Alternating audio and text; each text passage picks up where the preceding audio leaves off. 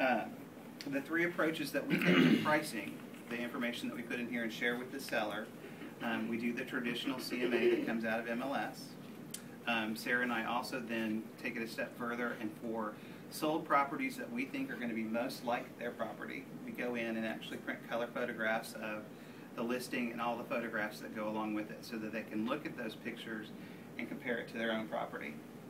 Their competition. Because they always seem to know whose home sold in the neighborhood and for what price. And how much crummier they are than their house. Yes. The other approach that we take is we do the realist CMA report, because that will pick up for sale by owners.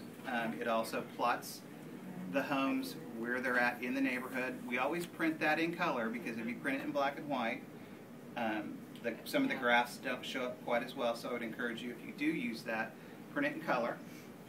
And then the other thing that we do is an appreciation schedule. It's a very simple Excel spreadsheet.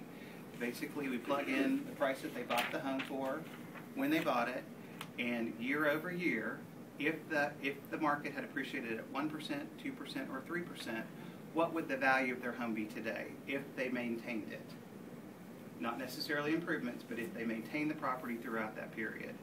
And then Sarah and I typically will look at all three values to kind of have a number in mind where the property should be priced. And recently, what are you putting in for that appreciation?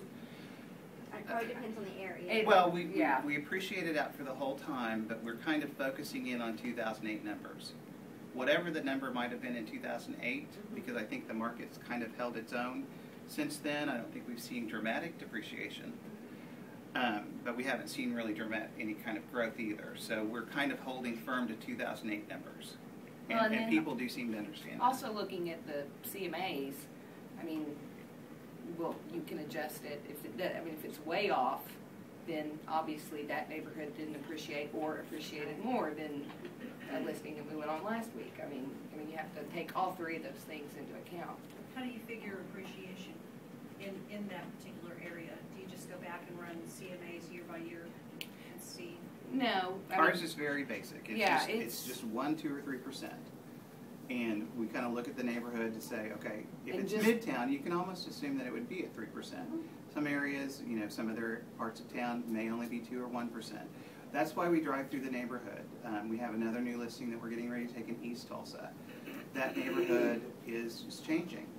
There's quite a few foreclosures in that neighborhood. So on that one, we're focused on the 1% appreciation. Annually.